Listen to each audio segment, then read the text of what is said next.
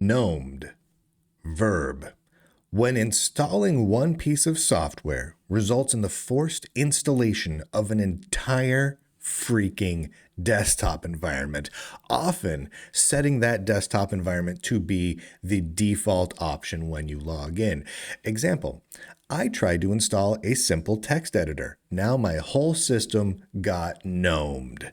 This is, I'm glad this topic is coming up a bit because it's been a problem in the Linux world for years and years now. And I should, before we go any further, I should point out that it is not purely the GNOME desktop environment and the GNOME Foundation that is at fault here. These same sorts of things come up actually quite regularly with KDE and other desktop environments as well. GNOME is just the most common offender, right? The most regular, repeat, horrific offender of this issue is GNOME, and so therefore it's called getting gnomed. So the basic idea is this. When a Linux user installs any of a large number of individual GNOME applications or components, like let's say they want to install a login manager or a text editor or a terminal or application or just something like that. This will often result in packages for the entire GNOME desktop environment being automatically installed as mandatory requirements to that single package of that one little component of that one tiny application that you tried to install, meaning that your one application, which should have been 900K in size, is now a 450 megabyte download because you got the entire friggin' desktop environment or worse. And to make it worse, to make it far, far worse and far more egregious, GNOME is often made the default desktop environment. And what that means is you go to install a component, a singular application, and as far as you know, okay, it pulled in a whole bunch of extra packages, whatever, that's annoying, but you can live with it. Your hard drive's huge. But then you go to reboot your system. Because you've already installed the software, eventually you reboot or shut down or something, and boom. Now, next time you log in, you are in an entire GNOME desktop environment session, no matter what desktop environment you used to run. If you used to run KDE, well, now you're in GNOME. You used to run XFCE, not anymore, sucker. Now you're in GNOME. Oh, you like Ice Window Manager? Well, the heck with you. You're in GNOME now, son. And you get no warning whatsoever that this happened unless you very carefully scrutinized the exact packages that were coming through. If you were just on autopilot and you used a graphical package manager or something like that, you would have no idea this is about to happen. And this has been common. This has been incredibly common for a very, very long time. I mean, years and years and years here. And the reality is there's a lot of problems here. There's a ton of problems at work, and not all of them are GNOME's fault. But I mean, here's just a smattering of it.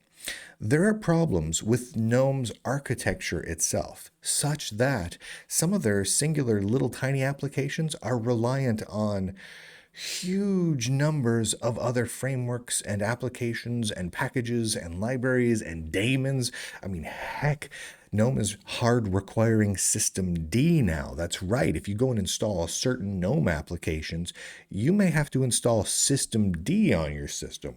Why do you need that for a new terminal application? Well, you don't. But the GNOME people have decided that they're going to force that. It's an architectural decision. It's almost more of a religious decision than anything else. There's also the general disinterest of the GNOME team to play nicely with others. This is a problem that we've seen for years and years and years. We've seen so many examples where other projects, Linux distributions, desktop environments, and whatnot have tried to work with the GNOME team, the GNOME Foundation, and it always ends in shambles, right? It ends just terribly because the GNOME Foundation and the GNOME team, they don't play well with others. They just don't. Go ahead and ask Ubuntu about that. This is the regular occurring thing with GNOME. And so they don't really see any issue with, oh, you just want to install one application built by the GNOME Foundation. well, then you get the whole desktop environment. They see no issue with that whatsoever. It's ridiculous, but that's how they see things. But it's not just their fault, realistically. It's also architectural problems with Linux in general and the way package management systems in general tend to work. But even more than that, it's a problem with poor packaging of those packages across a wide number of Linux distributions. There are ways, in some cases, to package these individual components up such that getting gnomed does not occur. Sometimes it can't be worked around. Sometimes it's just because GNOME has made sure that's going to occur, it's going to occur. But a lot of times when it occurs on a system, like let's say you're on Linux Mint, someone created a subreddit literally called Got Gnomed. This is how much of a common thing it is that there's now r/got gnomed. But someone posted about to the Linux Mint subreddit, like what happened to Linux Mint. They were running the Cinnamon desktop environment. They were running Linux Mint, and they installed it. They installed a package around GNOME, and boom, rebooted. Now they have GNOME by default. It's not Cinnamon anymore. It can be fixed, right? You can change what your default is, but you're still stuck with all the packages, and it's generally disconcerting for a user, right? Where was I at? Yeah. I lost track of what I was even talking about there. It's just, I find it so utterly frustrating. But it's been an issue for a very, very long time. And, right. Because this is a problem across many different distributions, more so than some others, right? Like Linux Mint tends to be reported as a problem with this regularly. And part of that is the way the GNOME based packages are packaged. The package manager and maintainer for them has just kind of done a poor job of it. But a large part of it is GNOME's decision themselves. And again, this does happen with KDE and other desktop environments as well, just not as much. And the question is what to do about it, right? Because it really is, there are fundamental issues going on here. And this could be resolved somewhat if GNOME decided to play nicely with others and decided to architect their entire desktop environment and all the applications that rely on different components a little bit more reasonably. Which they could do very straightforward and very easily, but they choose not to. That's one way to alleviate the issue.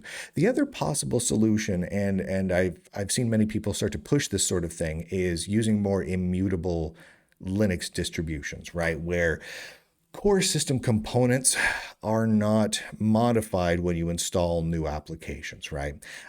So if you make the desktop environment part of the immutable system, in theory, then you install new applications, and that's not going to overwrite and change those configurations. That works a lot of the time, but not all of the time. There's some weird gotchas in there, and there's some real pluses and minuses to that entire approach. But the general core here is it happens, and and it is getting gnomed. So I want to make sure that definition is out there in the world, that people are actively using it, because honestly, the GNOME team has done such a, well, I don't know if you want to call it a bad job or a good job, but they've done such a job of making sure that people have this sort of experience, this sort of annoying, perpetually installing the entire desktop environment when you just wanted a friggin' text editor experience, that I think they have earned that getting gnomed is a verb, and that's what it means. So gnomed, verb, when installing one piece of software results in the forced installation of an entire desktop environment. That needs to be like in Webster's. That just needs to be a default thing that we just have going forward. Thank you to the Lunduke Journal subscribers. Go to lunduke.com, click on all the links, become a lifetime subscriber. Then you get on the wall of shame, which there are 4 of now. And thank you to all of the people who have become lifetime subscribers. And thanks to all of the monthly and yearly subscribers as well. Again, if you go to lunduke.com, all the links are up there. I really couldn't do it without you. There's a bunch of perks. There's a lot of great stuff. Oh, look, there's links on how to become a tech whistleblower. There's so many great links there. What an amazing website, Lunduke.com. You like it very much. And with that, ladies and gentlemen, boys and girls, nerds and nerdettes across the inner tubes, hope you get gnomed this weekend. I do declare, end broadcast.